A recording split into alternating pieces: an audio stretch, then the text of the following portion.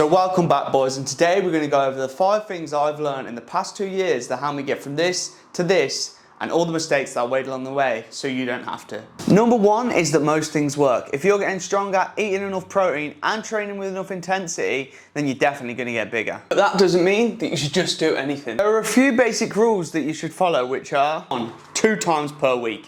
You want to be hitting every muscle at least twice a week because they recover every 48 hours. Larger muscle groups might take a little longer. But if you are only training everything once a week, then you're leaving an awful lot of gains on the table. Number 2 is no more than 20 sets per week. This is because your body can only recover from 20 sets. So even if you think, oh, I do all these sets and I'm recovering, you're actually accumulating a load of fatigue that is not adding to your workout. And then over time, you're going to be able to lift less with your actual intense sets. So make sure that you never exceed the 20 set limit. Number 3 is sleep. And you've heard it before, but if you're not sleeping at least 7 to 9 hours a night, then you're not going to recover properly. Your body is building muscle when you're asleep. The training is the stimulus, and whilst you're sleeping, that's when you recover and actually build. So if you're not doing that, then you're not going to grow as much as you can. And the final rule is at least 1 gram per pound of body weight if you are a somewhat lean individual. The numbers that are actually out there are 0.8 to 1.2 grams per pound of body weight, but I just like to keep it simple, 1 gram, there you go, done.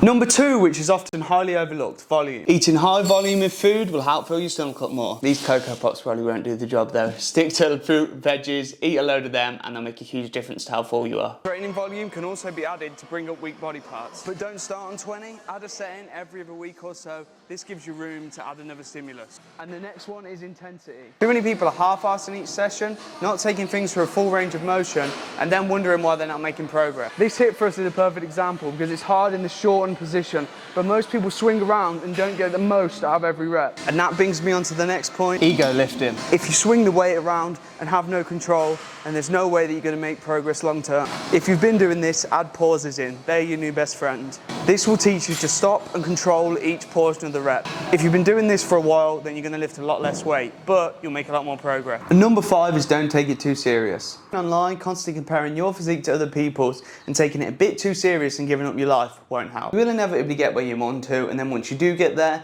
you'll just want to push it even further. Stressing about hitting certain goals. It's good to have them, but don't make it your life. Don't become the guy that's miserable eating out of these all the time. Yes, when you're dieting, it's needed, but if you're doing it year round, you're just a bit obsessed. So enjoy the process, subscribe to me, and see you in the next one.